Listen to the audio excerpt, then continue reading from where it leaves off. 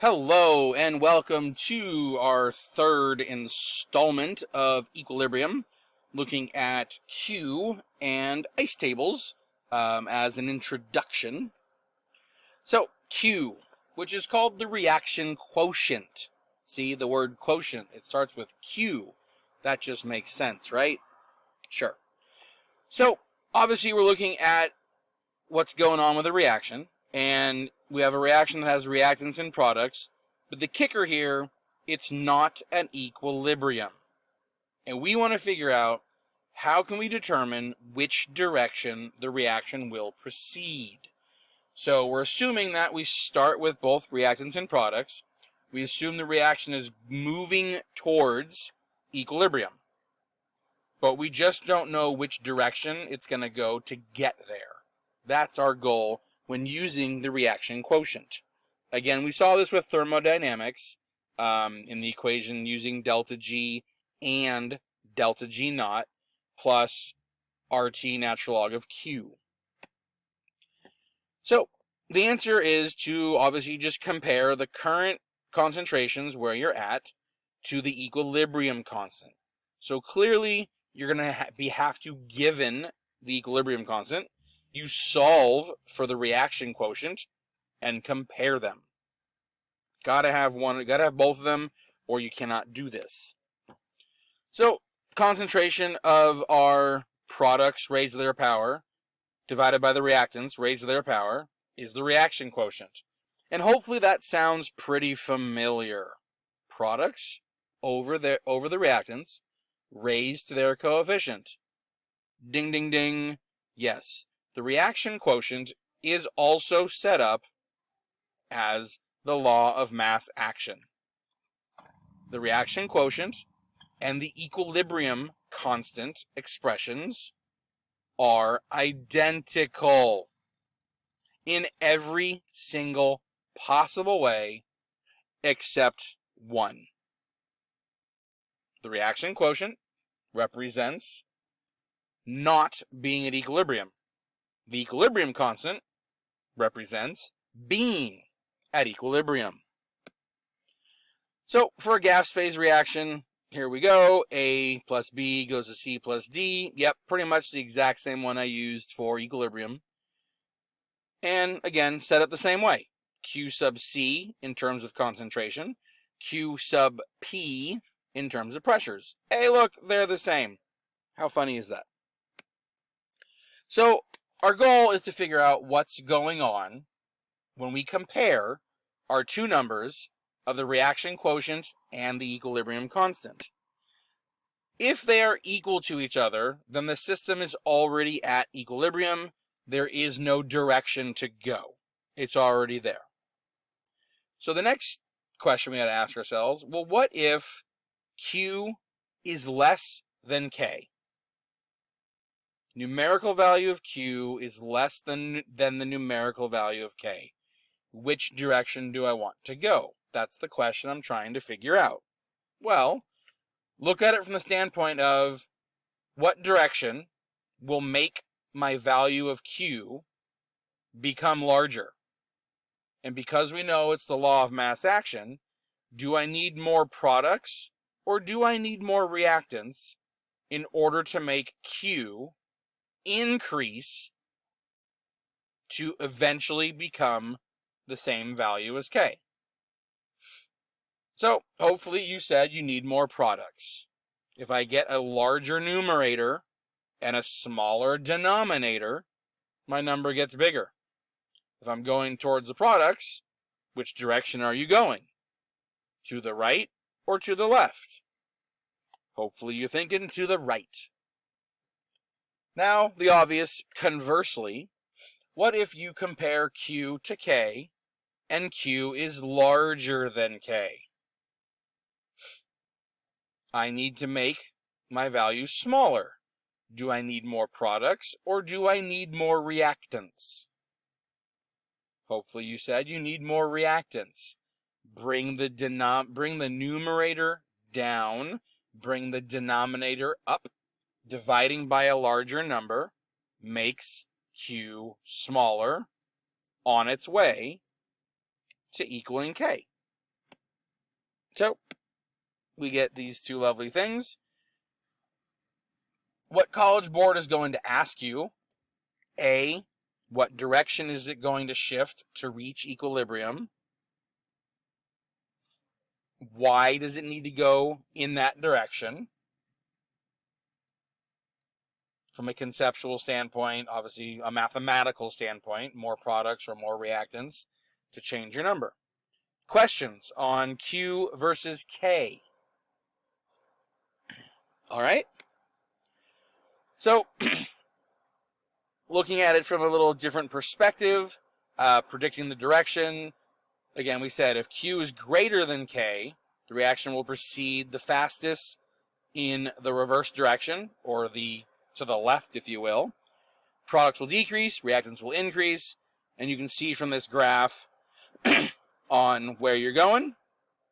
It's a good, helpful way of kind of seeing here on Q equaling K, or sorry, Q minus K, Q equals K, I was right, is at equilibrium. Here we are, as it says at the top, Q is greater than K, so we're going to the left. And then obviously when Q is less than K, we have to go to the right. See, here's the other one. Q less than K at the top, we go in the forward direction, ultimately to get to that point of the red line smack dab in the center-ish at a little less than 1.5, so to speak. Questions on looking at a graph or determining, again, which way to go of Q versus K? All righty then. As we said before, Q equal K, we're already at equilibrium. There is no net change.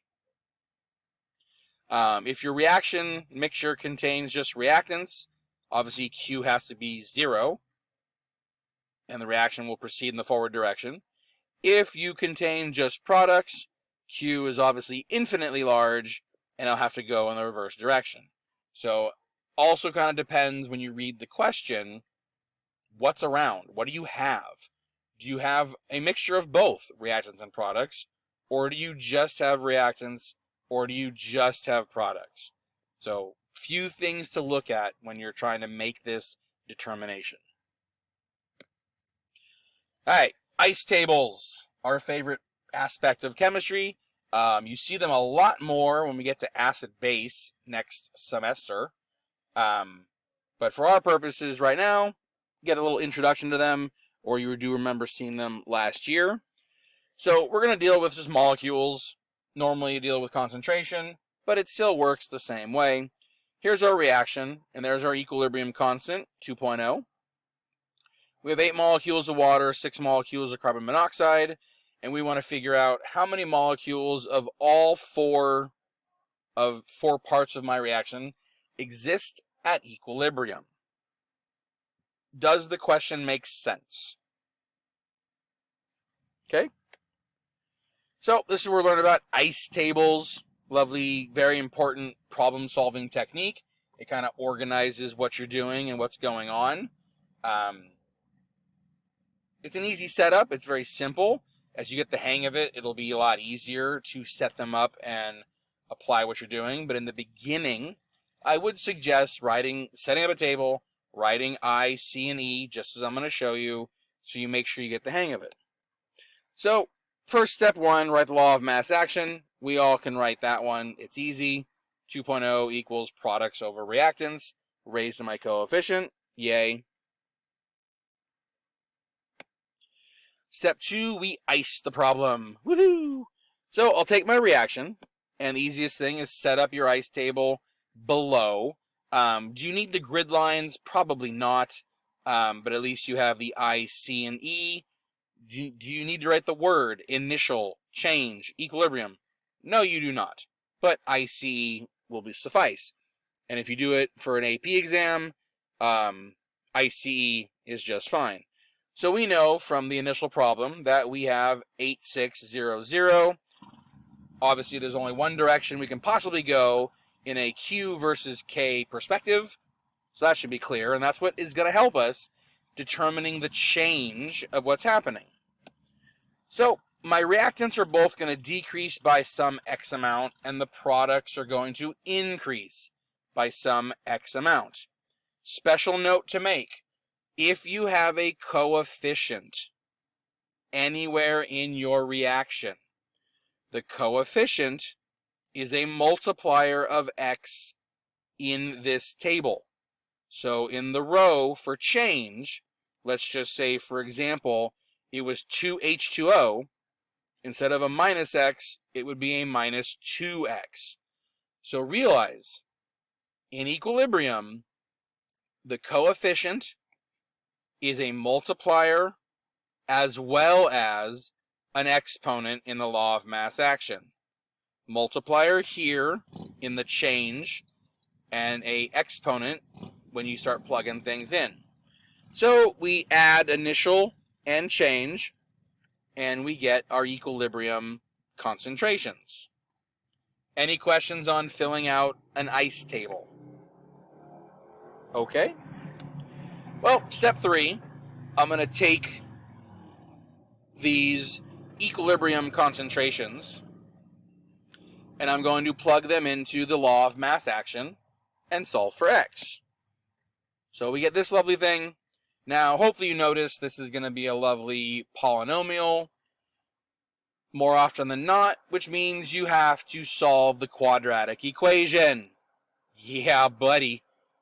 So hopefully we all know the quadratic equation, and I don't mean with your calculator, I mean actually know it, to plug it in and solve. Now, on the AP exam, in my 13 years of teaching it, I have never actually seen them make you guys use the quadratic. You'll eventually use the 5% rule, which comes in play with acids and bases. Part of your homework, you will use quadratic, so just get used to that one. When we plug it in and solve, which you don't need to do, you're going to get 2 answers. One of them is x equals 4, which is the correct answer. Now, when you look at the 2 answers with the quadratic equation, got to ask yourself a couple questions. First off, any negative answers according to the quadratic equation automatically do not count. The other one will be the correct answer. If you get 2 positive numbers as part of your quadratic equation, if one of those numbers causes your equilibrium concentration to become negative, that answer cannot work as well. I believe the other answer, the other X value for this one is 24. So 8 minus 24 and 6 minus 24 is going to be negative. That answer cannot count. So, any questions on choosing the appropriate quadratic equation answer? All right. So, we substitute in our answer, and we know it's x equals 4, and we get our equilibrium concentrations. We're dealing with molecules in this problem. And here we have our final answers. Any questions? All right. And we are done. Thank you very much. Bye-bye.